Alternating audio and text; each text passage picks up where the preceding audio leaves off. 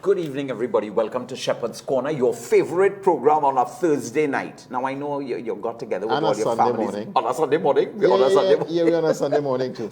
So you have us on Thursday night. You have us on Sunday morning. And we have the Shepherd. We're in Lent. There are lots of things happening. So what has been your Lenten high point now that we're in Lent? I mean, are we coming up to Holy Week? I could give you more than one. How many you have? Maybe a few, maybe three. Yeah? Yeah. You know, the sacrifice that people made towards upkeeping the seminary and the seminary collection, I was just really touched by that. Okay. And that's a Lenten sacrifice that people made. Almsgiving. Almsgiving for the sake of the future of our clergy and for the sake of the future of the church. And it's important because if we don't support the seminary and support the future priests that we need, we'll turn up one day and we just wouldn't have enough priests to deal with what we need to deal with. Right. So that was very touching, and many people contributed. The outreach was successful. It was a really nice outreach from the church, and people did very, very good in their outreach. You know. No, but I want to hold on to that because I want to remind people outside there that you can still contribute. Yes. It takes about $11,000. I worked it out. $11,000 to support one seminarian for a year. Correct. And you know you're spending more than that outside here on your child in the United States. So, I mean, I'm just checking, you know. So the seminarians... Just saying. You know, what was your second high point? You know, the other one, we had the fast with the young people, the 24 hours for the Lord, and sacrifice for something bigger. And we reckon more than 1,000 young people entered into that sacrifice. I have some old people right into the sacrifice. Yeah, I know. Money's still coming in. Just want to let you know, eh? So you're boasting. I'm boasting. Use one of the old people that entered in the sacrifice. I'm one of the older people. One of the old people. One of the old people. One of the old people. Let me leave it so now. Why are you qualifying it for? Man, make me an old man, eh? Good. Well, I'll take it my old thing. Good. But yes. That again, why? Because young people got their cards filled out, they got active, they got people sponsoring them, and then they were able then to do this 24-hour fast, which, you know, for young people, I'm just really amazed, and it's just so beautiful. Yeah. Because this sacrifice, 24 hours. On water alone, 24 hours. Yeah. But the rewards of something like that in the church is amazing, eh? Yeah. Because when you have young people sacrificing and recognizing what it means to go without a food, a meal, a time, then they understand what poverty really starts feeling like. Then they grow compassion towards the poor, and actually elicit in young people a deep sense of gratitude for what they have. Yeah. You know, often our young people don't show gratitude to mommy for the meals that she prepares. I know. I know. At home, I know. You don't have to tell You're talking me. about when you was a young people or now? I'm talking about now with my young people. Okay, good. Let me not go there then. Because, and those are all important learning lessons. And then the contribution that they made was towards the rebuilding of the homes in Sealot that were destroyed by fire. We have 12 homes in Sealot that was destroyed by fire. One fire, and all went, because they all joined up together. And so the money raised, that's where it's destined to. And so it's really one of those events that is so multi-purpose, because the fasting helps the young people. The almsgiving from those that are sponsoring them helps the people who are sponsoring, and the recipients would be helped directly, tangibly by this act of fast and solidarity of our young people in our church. Now, what I could be but happy with that. I think what was amazing too for me, just speaking with the young people, is they weren't even aware. So by the church and the challenge for young people to fast for that 24 hours, and for the purpose of the fast, a lot of them did not know what. 12 homes burnt down, they lost everything since November 2018. It just impacted on them, you know, and they just couldn't believe it. Why didn't we know about this before? Right. And that's why we highlighted that this year. Yeah. Because we wanted to do something very concrete, very tangible, very specific to help people who are most in need right now. And it highlighted their plight, and that's a good thing.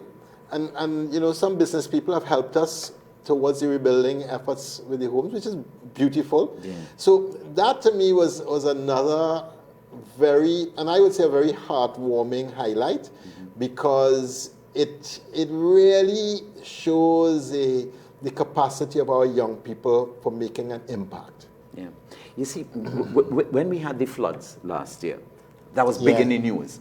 Correct. And it remained in the people's minds and in their psyche. Imagination and everything, yes. Right? But what happened with the people in poor people in Sealots? It was there, it was a 10-day wonder, it was gone. That's it. You know? Off the cards. And by you all and by the church, highlighting that and bringing that again into people's consciousness. The young people it blew their mind. I have young people in our parish going to do it for Holy Week again. Yes. And they said, so they're going to be doing it on Good Friday. Good. And they said, we are going to fast for the 24 hours. Right. And then we want, Uncle Derek, to contribute to that same charity. And I just Excellent. said, go for it, guys. Excellent. Go for it. You know, when I was a teenager, we used to do that in the parish, you know, in St. Teresa's parish. We used to fast for Good Friday and had a list, and people would sponsor us. And people sponsored by the hours that you fasted. Yeah. And you brought the money in, and it always went towards the poor. Right. So it was a really wonderful experience as a young person to do that. And that's why I want our young people to have that experience again. You know, these acts of charity, these helping people, I want to go back to the old synod, part of our Catholic culture and identity. Correct. You know, and when we make things part of our Catholic culture and identity, it says who we are.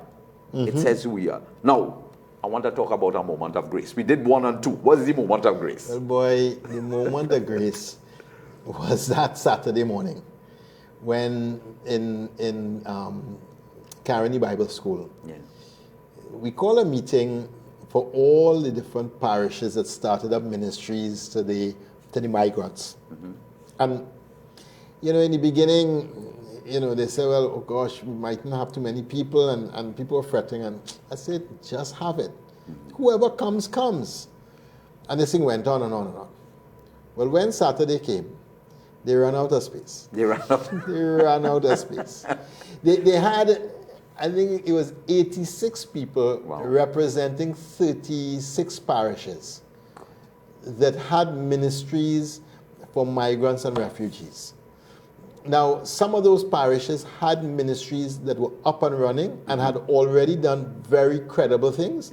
Some of them had just been formed and wanted to know what to do to move forward. Some of them, the people came that day to be able to say, okay, what do we do to form this ministry? So they're in 3 different stages. But the fact is, 1 year ago, there was only one Catholic group doing anything for migrants and refugees in the country, and that was at Living Water Community.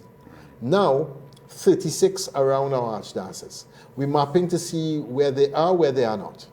And in that map, we're making sure that wherever there are big pockets, then we start up there and specifically go so that we would make sure that wherever there are big pockets of migrants and refugees, that we'd have a presence to at least start taking some of the pressure in a decentralized way out in the parishes, out in the country, out in the 4 corners of Trinidad and Tobago.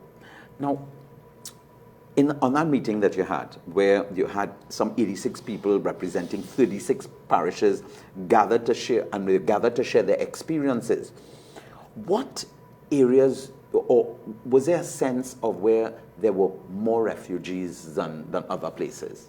You know, no, because I think wherever you go, you're going to find. So down in the West, they have people, migrants and refugees there. Down well, of course, Cedros. I mean, yes, but they don't stay there long. They move and come further north.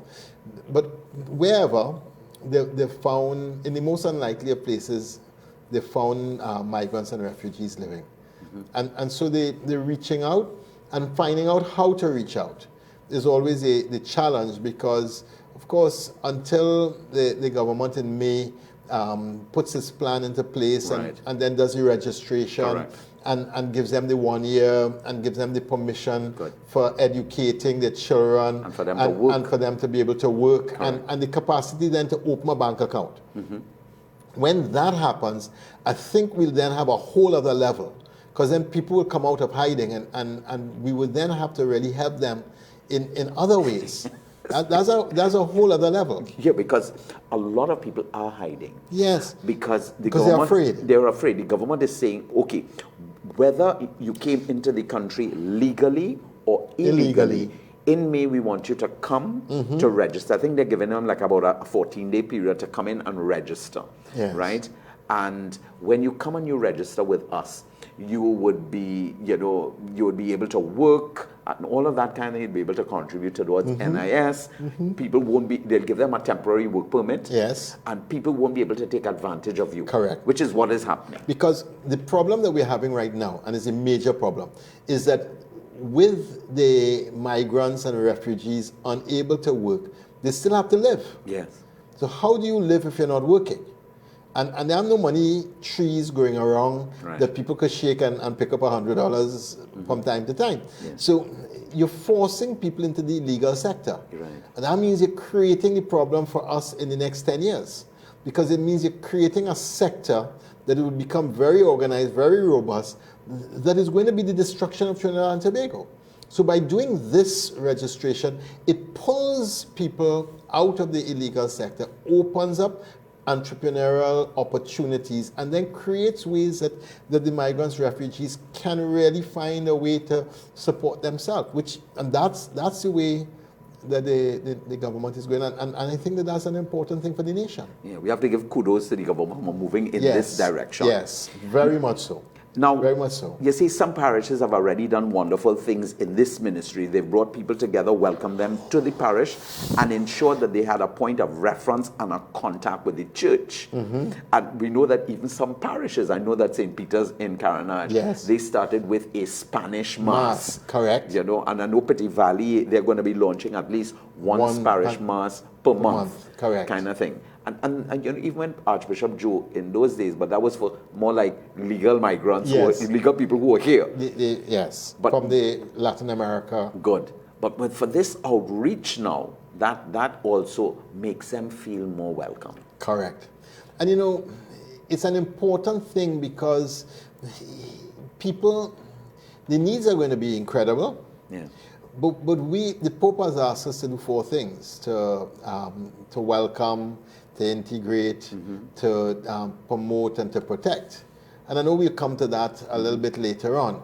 But, you know, it's so important that we as church find a way to bring them into the community and find a way to give them the support, the spiritual support during this very difficult time in their journey. What a nice time, Lent. You know what I mean? Lent is the time. Lent. So at Lent, we can surely, we can truly show our, I want to use it, our Christian outreach.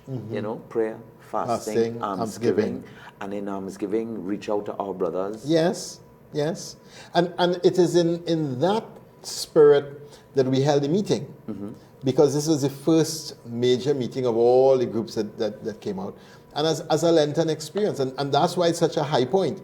Because of the overwhelming response of the church to this call to do this ministry for the strangers in our midst. And for the strangers who are really our brothers and sisters.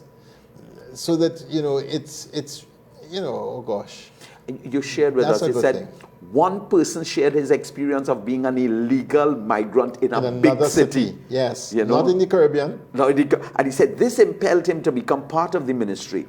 One person was from Venezuela, living legally in Trinidad for many years. She shared on the deep despair of many, especially those in the detention center, and how hard it was to keep hope alive. And the sharing seemed to get to the heart of the challenges and the proposed solutions. So what was his sharing like?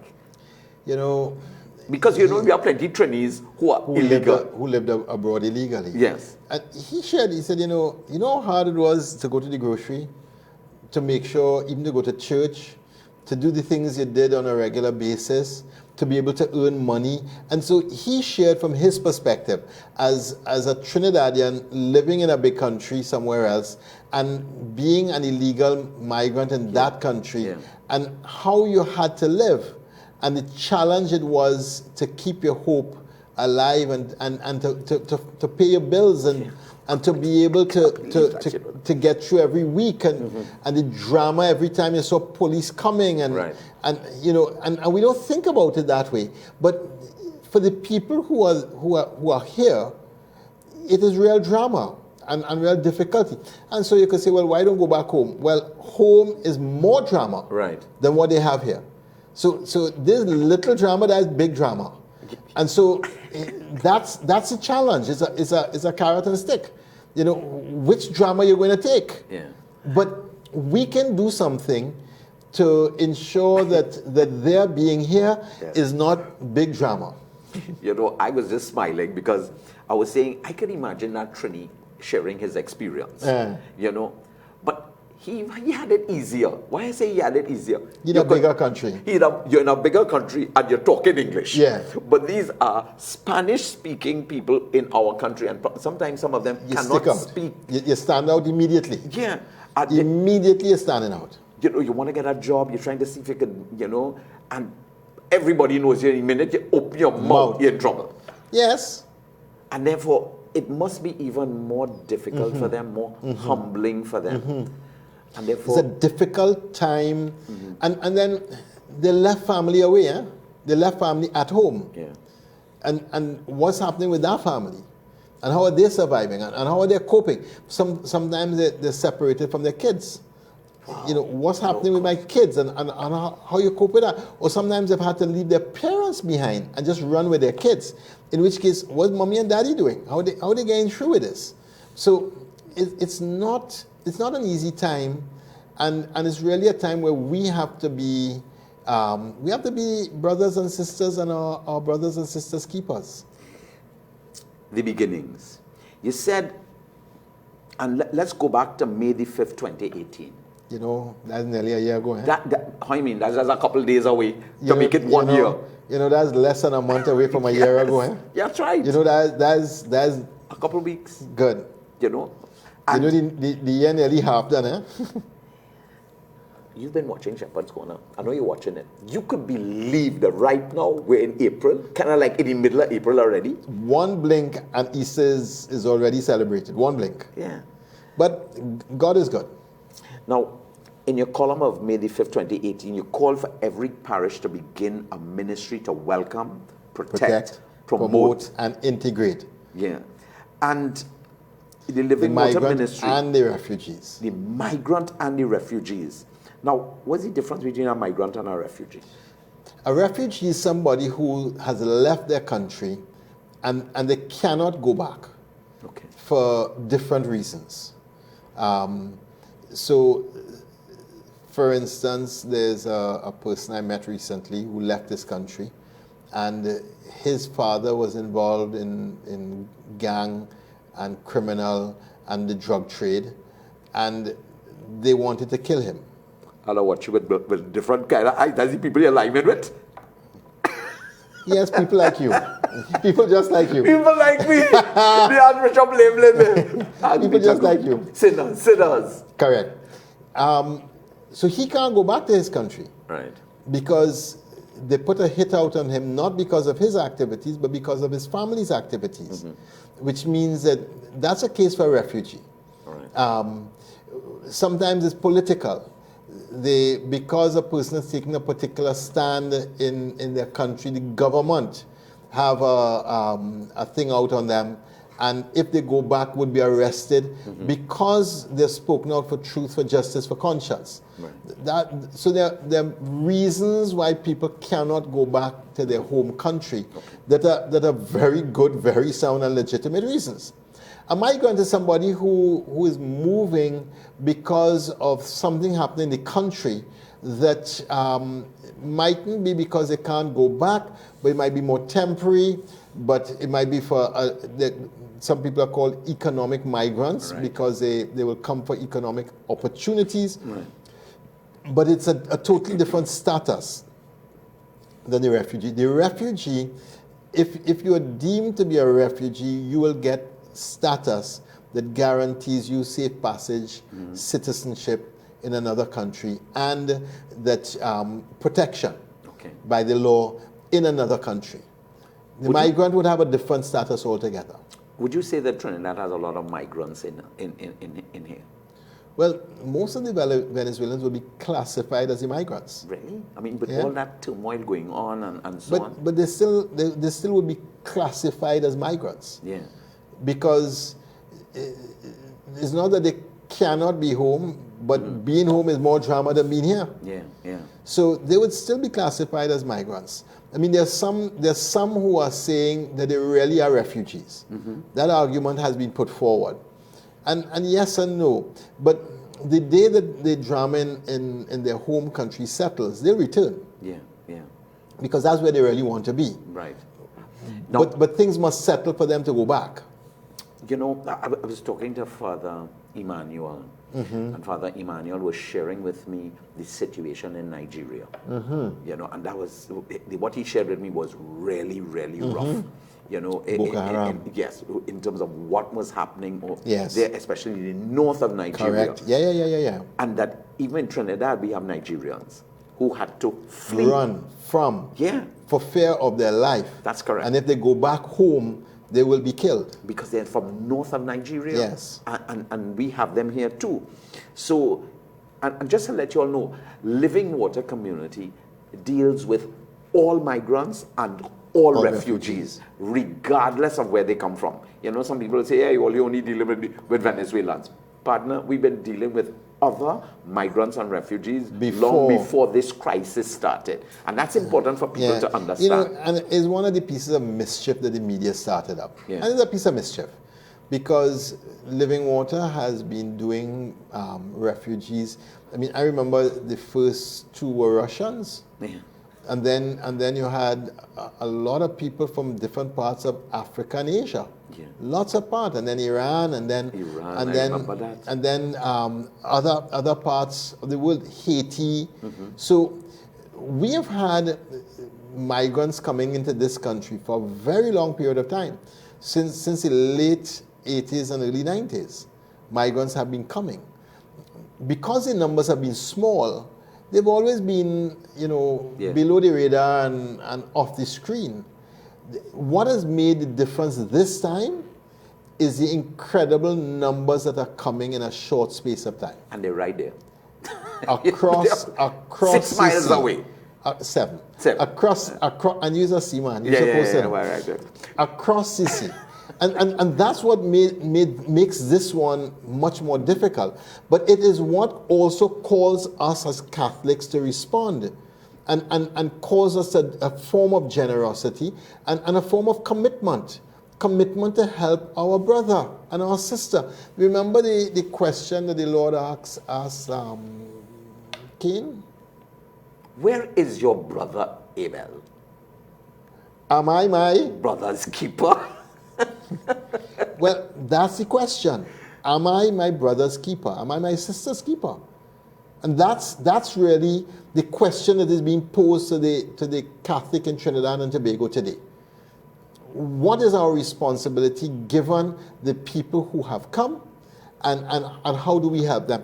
I mean, one of the real challenges is we have children in this country that are not being educated. Yeah. And that's against all human rights that we have ever signed up as a nation. Because the right to education, the right of a child to education is one of the rights guaranteed by every UN charter that everybody has ever signed. And so we have to regularize these things and find a solution quickly towards moving to get this thing working. And thank God the government has been very proactive. Yeah. Really, really proactive. Really moved forward on this and has seen the way to put things in place. And we're just going to have to support as much as we can, because to register the numbers that are here in the time frame, that'll be an interesting exercise. I don't know if we have a kind of an idea in terms of the numbers, but the government says they're going to kind of give them like about 2 weeks to come in, register, take your pictures. They say they're going to look at, I guess, people's what they call this, boy? Biometrics and so on, to kind of check and see who are criminals, who are not criminals, that kind of stuff, and register them. Now, you spoke about the chair of the Catholic Commission for Social Justice, Leela. Yes. And we had to pray for Leela, I know. She said, would you believe she sent me an email, boy? Listen, that lady is, I don't know, boy. I don't know. She said, Energizer Bunny, She sent me Energizer Bunny, telling everybody we want you all to pray for Leela. Yes.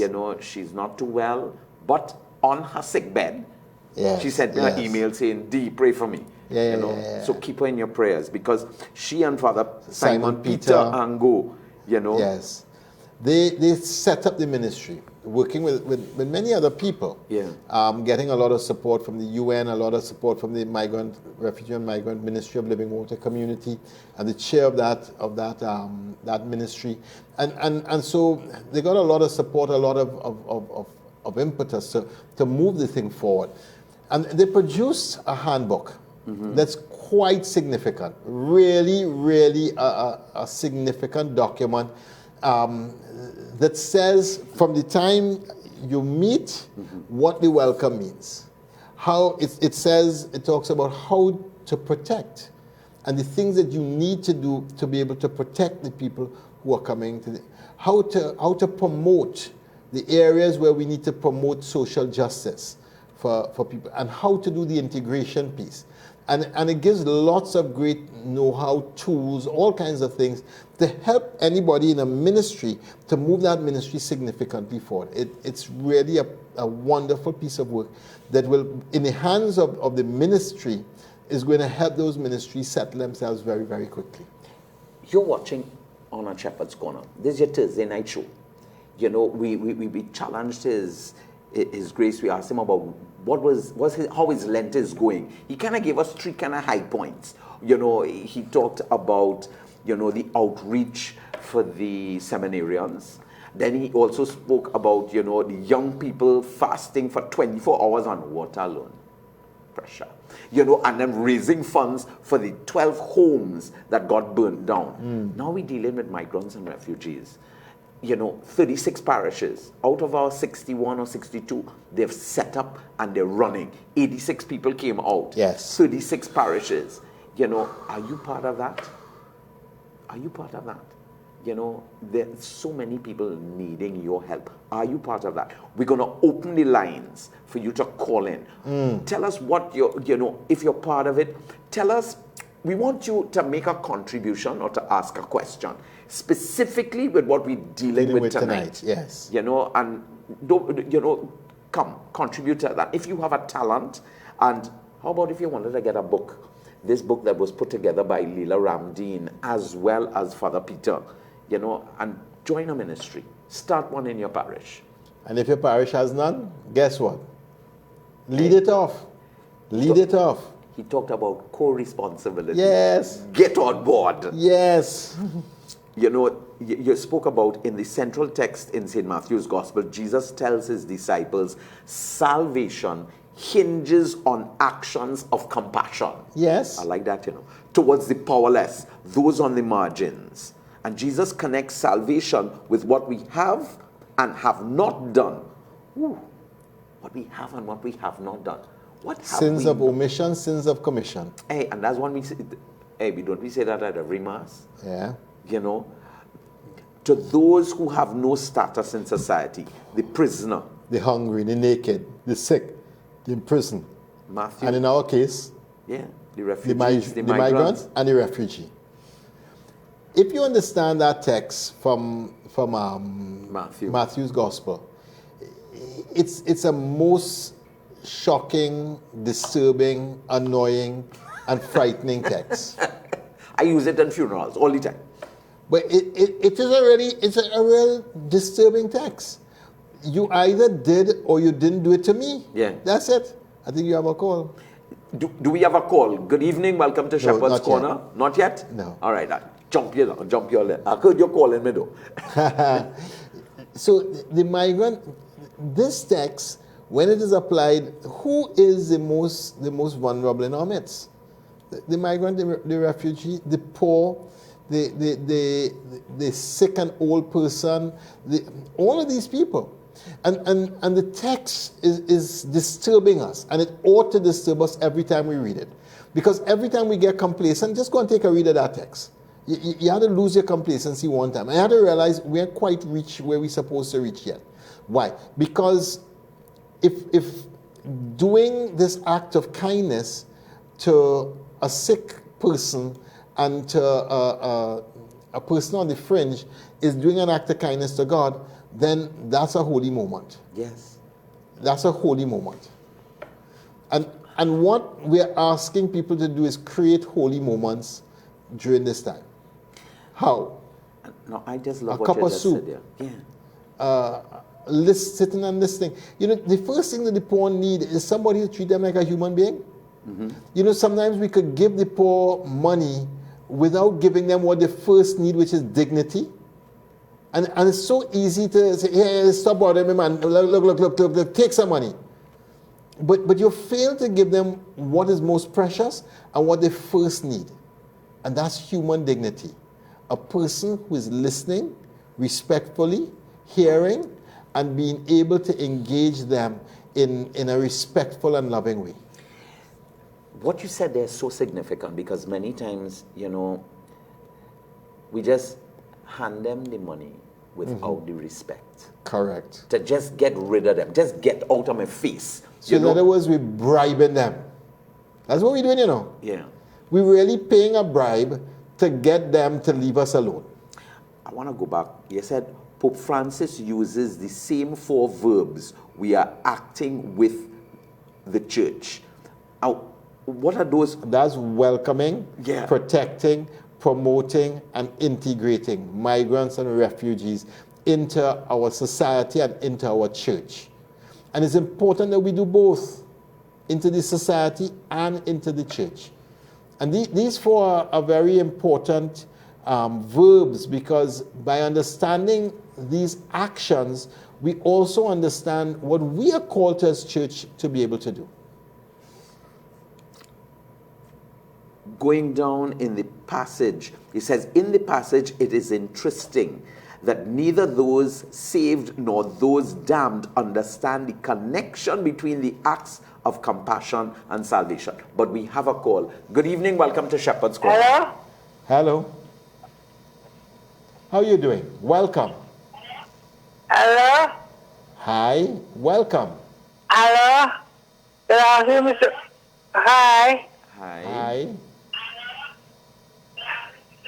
Do you have a question? I think you need to turn down Your the volume. volume on your television, Yes, I think so. because we're getting an echo and some feedback. Okay, so just turn that down and you'll be able to speak with us. Yes, it is off. I turned it off. Okay, great. Okay. How can we Okay, help it's you? off. It's off. Okay. Yes, it's off. Okay? Okay. Hello? Yes. How can we help you? Hello? Yes, how can we help you? I think we've had a little technical problem on that call. We're having some little technical difficulties, but still try to call in. The number is on your the screen. Yeah. So try to get into us. You see that in the passage, it is interesting that neither those saved nor those damned understand the connection between the acts of compassion and salvation. Lord, when did we see you? I just find that is an amazing piece. Yes, it's beautiful, eh? Yeah. Because both groups ask the same question. No? Yes. When did we see you naked, hungry, in prison, sick, and do something for you? When did we do that? Both the damned and the saved ask the same question. You know? and that has always intrigued me in the text. Yes, me too.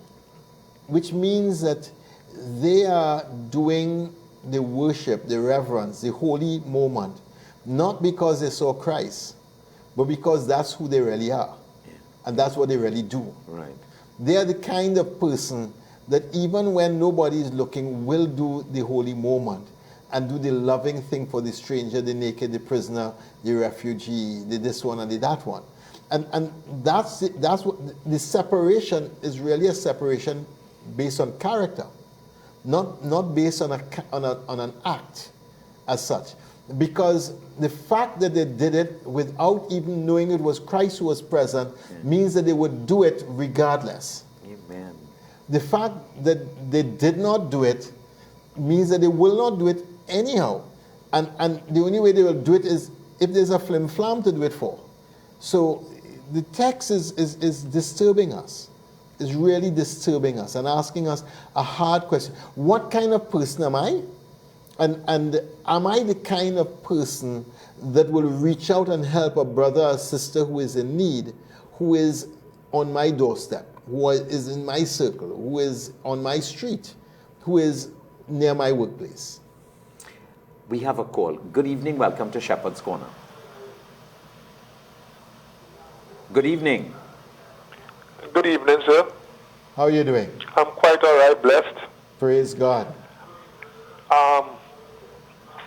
They said, our Father who art in heaven, give us our daily bread.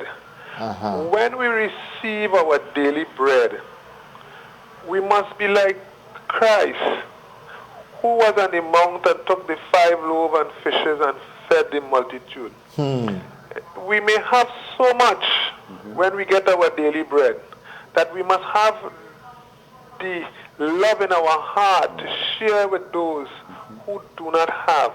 Agreed. Now, giving alms is not, well, giving the excess food at a party and I can't throw it away, so I give. That is not, alms is really providing out of the love of the heart for the people who do not have.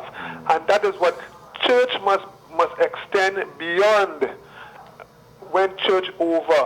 When you reach into the street, church continues. Your love for God continues. And that is what we must understand. Pleasant good night, sir. Good night, brother. Wow, that was awesome. Yeah. Thank you. And alms giving, the tradition says, covers a multitude of sins. Now, I don't know about you. I have plenty sins. You might not have a multitude. Oh, good. You may not. You may not have a multitude. But you see me? Yeah. Alms giving, boy. Alms giving. What are you thinking when you're watching on Shepherd's Corner? I mean, this passage from Matthew, to me, is, like Archbishop says, a blow mind. Yes. Because, you have these both people, when did I see you hungry and give you? When did I see you naked and clothe you? When did I see you in prison? And I like to add, you know, when did you see me as a vagrant on the side of the road and step down and feed me? When did you see me as a refugee or a migrant and help me? We have another call. Good evening. Welcome to Shepherd's Corner. Good evening, Your Grace. Good evening. Good evening, Deacon. Good evening. Your Grace, if I may, could I just mention the show, your Shepherd's Corner show 2 weeks ago with Andy Johnson? Yes. Just briefly. Sure. I thought it was very insightful, very interesting program. And all due respect to Deacon, but having Andy Johnson there as a lay person and as a lay person listening, it was really a challenging kind of presentation. Okay. It was also very easy to follow. Okay. And if I may compliment Andy Johnson, he was on point every time. Yes. And he was able to bring out what you wanted to say. Yes. Yes. So again, all due respect to Deacon. That's okay. Perhaps there may be occasion when you want to have the lay coloring or the lay flavor, however you want to put it. Hello?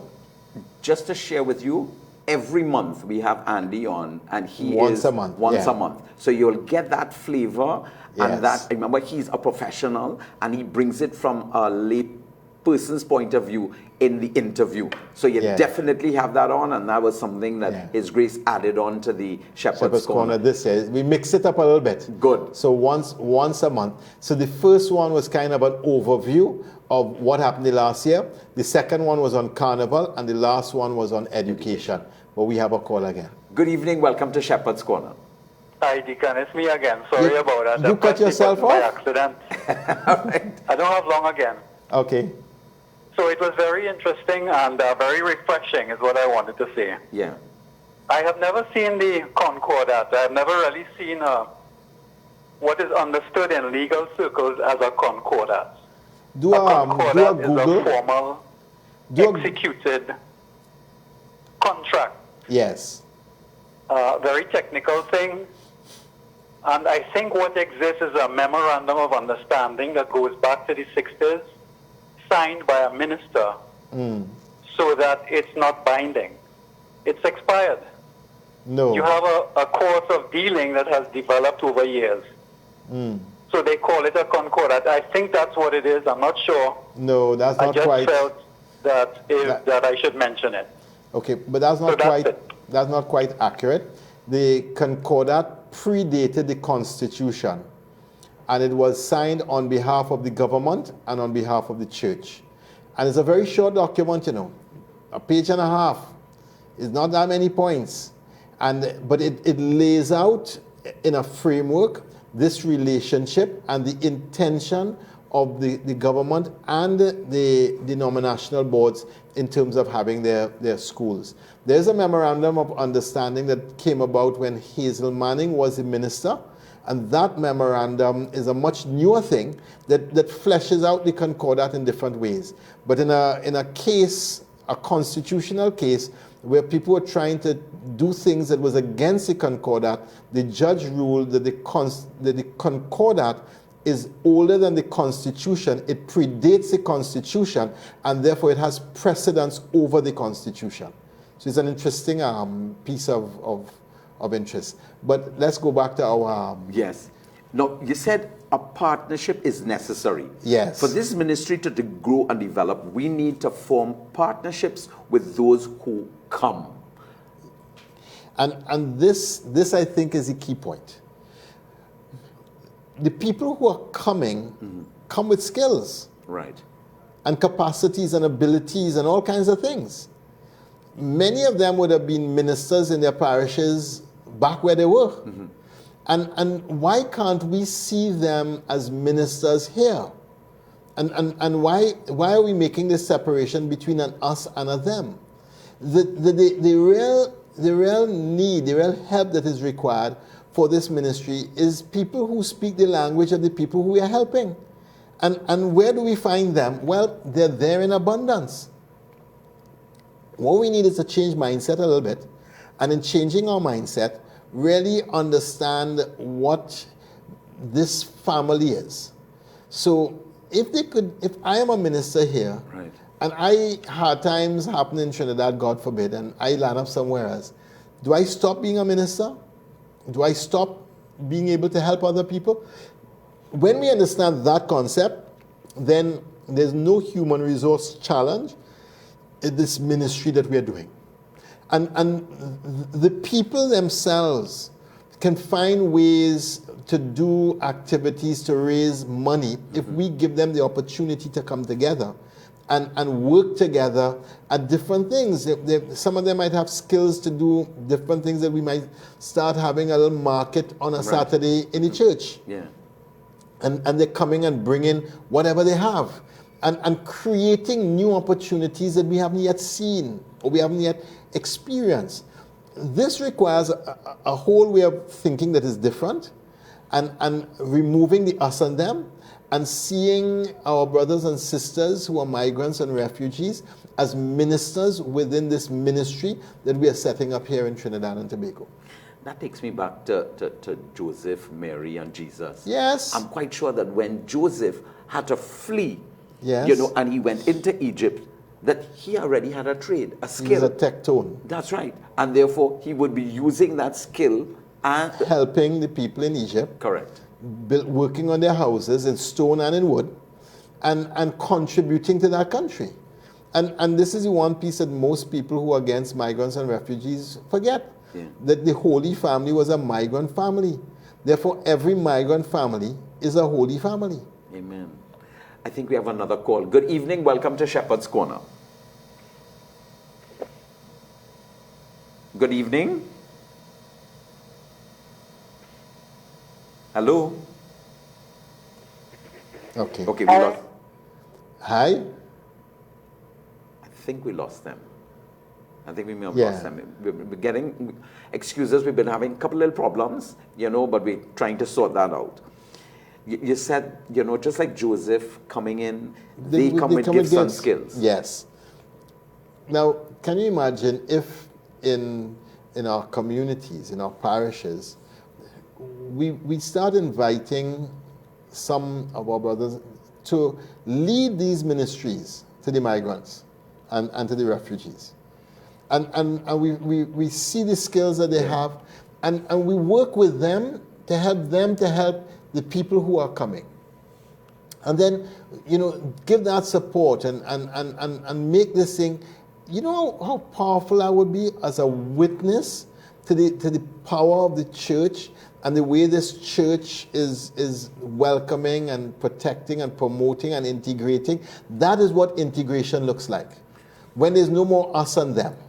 And when everyone who comes is potentially someone who is giving and someone who is receiving. And when we are potentially those who are giving and those who are also receiving. I have a perfect example of that. This guy from Venezuela, he was a technician that worked on submarines. Wow. And he came to Trinidad and was able to put his skills to work, in terms of repairing radars and GPSs and so on our offshore vessels that work offshore. Okay. Because he had that skill set. Yes. And therefore he was able to get an opportunity to work because the person from within the business community applied for a work permit for him, saying, listen, we don't have this skill set. We can't find it here. We cannot find it here. Yeah. And, this local entrepreneur, he's a local entrepreneur. He was able to get this person to come and bring him into the system. Because yes, they come, according to you, they come with their gifts and skills and have much to offer. And that is the key point. This is the key point of this show. You said, let us embrace them as brothers and sisters, participating in the work of God for all God's children, not just as people in need. This partnership is vital if we are able to do all we can to welcome, protect, promote and integrate those four verbs. We have a caller. Good evening. Welcome to Shepherd's Corner. Hello, good evening. Hi. Good evening. Good evening, Your Grace. Hi. I just note on the last caller's request. I would appreciate very much if you vary your interviewer so that we can have a more sort of integrated approach. As he suggested, Andy Johnson, it could be other deacons, it could be other lay people. That's one point. Another point is that we in the South at St. Benedict's RC are in the migrant Shout out to South. ministry. And we're happy to let you know that under the very competent Monsignor that we are able to establish and a very vibrant couple. We have established a ministry to take care of migrants, and we have been doing well thus far. So we are asking the population to pray for us and to contribute willingly to assisting in whatever way. Skills, monetary, other resources, we would kindly accept at St. Benedict's RC Laramine. So I wish you a very good night. So is this a paid The migrant advertisement? ministry is certainly one that should be really looked into. Yes. But And I'm happy for our Monsignor under his stewardship. God bless you all. thank you for what you're doing, Monsignor. Thank you for the leadership that you're giving in the parish and to that ministry. And that's what we need more of. That's what we need more of. Courageous leadership, opening up ways and really finding ways to reach and to touch people. You know, when I was a teenager, not too long ago, we used to do Meals on Wheels on a Sunday. They had clinics in the parish for a legal clinic or a medical clinic, and so the church was a hub for many different kinds of activities, but activities that reached out to the poor and ensured that those who were on the margins were part and parcel of this community and were getting the help that they needed from this community. And that made a deep impression for me as a teenager. And we don't understand the importance of us opening our doors and doing what the gospel is asking and living the gospel in these courageous ways. I think that's also a challenge also to parents and so on. If you are like those people who reach out and take your children with you, what a witness you will be doing, for them, so that as they grow up, they will say, I saw my mother feeding the poor. Correct. I saw my mother working in ministry in church. Yes. And therefore it becomes part of their own DNA. And as families, to have that conversation. Yeah. So that's a conversation that my father had with us from time to time. We would be, he said, we're going to be giving some money to charity. This is the charity we're going to be giving it to, and this is why we'll be giving it to this charity. This is what they do. And so as growing up in the house, we were conscious that with all the needs that we had, that we were helping other people who had far more needs than we had. And so we were always mindful and conscious that generosity to those less fortunate was part and parcel of growing up in this household and of the value system that was expected of you if you're going to be part of this family. That kind of legacy, that kind of witness, that value system, that does a lot for a child. And so much of my own vocation is rooted in seeing that dynamic and that generosity in the face of the real needs that we would have had. That he giving away more money again? but knowing why. Because it was because of the faith he had that God was the one supplying what we needed that we were giving. Yeah. Because what we were living on at that stage, he was sick. So what we were living on was basically God's grace. Yeah, yeah. And that's a very powerful witness. My own father, his own witness, taking somebody out of if you want to call it, the center for socially displaced, and bringing him home. And him living with us. I mean, this man, picking him up there, I will never forget it. He says, Derek, we are going down to the Center for Socially Displaced. And out came this guy with his Georgie bundle in the car, and he lived with us for 20-something years. Wow. You know. And why did he pick that guy? Boy, I think he walked into this place. Saw the guy. Saw this guy. It was his way of giving back. He had just been through, just like your dad, was very sick, you know, and we thought that he was going to die. God was, in his mercy, saved him. And he went picked up this guy from the socially displaced unit. Amazing. And brought him home. Again, that touches the whole family. So generosity, almsgiving, these are conversations that families need to have around the table, where in the car, if you're driving wherever the family have their conversation. There's a conversation that families should have, and they should have it during this Lent. How are we going to do some almsgiving as a family? Yeah. What have we been doing? How have we been generous? Who are we giving to? Who are the strangers, those in need that we have been generous with? That's a conversation I think that families could have. And the more conversations like that families have, the more anchored the families will become, and the deeper of a sense of faith and passing on faith to the families that we will have. Right. You see, it goes beyond, you know, that was a nice piece also in Matthew's Gospel. So how do we protect these brothers and sisters? And you said this will require taking what is in the dark and moving it into the light.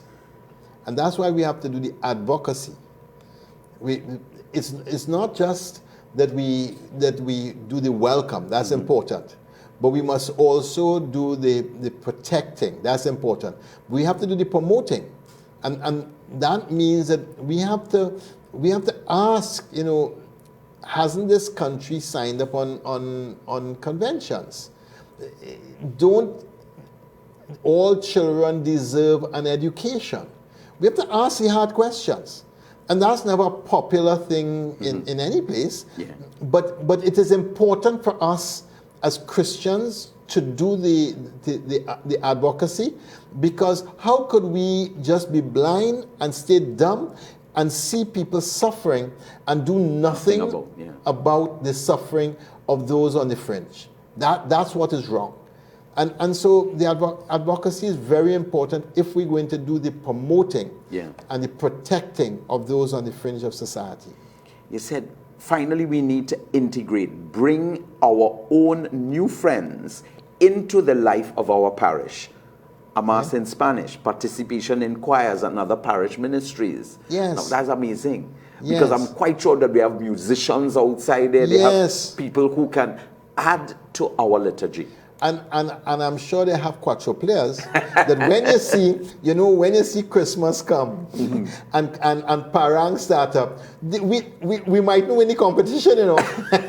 We might have, aside from Venezuela, winning the parang competition. Because that's where it came from in the first place. That's right, we were bringing from our parish. You said Lent is a time when we have the opportunity to do the extraordinary acts of kindness. And that's what Lent is for. And that's why these three things have really touched me during the Lent, because each one of them highlights the extraordinary act of kindness that we're doing. But, you know, in the midst of our ordinary lives, one extraordinary act of kindness lights up the life of someone else. And that's what life is about. And that's what we're doing. What's your key message? Well, Lent has presented us with many opportunities through our sacrifice to contribute to the seminary, to rebuild homes in Sealots, and to minister to migrants and refugees. And in this way, to show compassion and love to the vulnerable and becoming good news to the poor. Always with the key message, you have an action step. Yes, review our commitment to the poor and the marginalized. Make a step towards the corporal works of mercy this season. See if there's a ministry for migrants and refugees in your parish, and find a way to assist or offer to begin one. Remember, this is Christ who we are serving, and we have the opportunity to welcome, protect, promote, and to integrate. Now, scripture reading. Matthew 25, 31 to 46. It is such a beautiful gospel. It is. Read it. Read it. Read it. Father, thank you. Thank you for the many opportunities you give us to reach, to touch, to share with your people. We ask your blessings, Lord, as we seek ways to give mercy to others. Amen. Amen.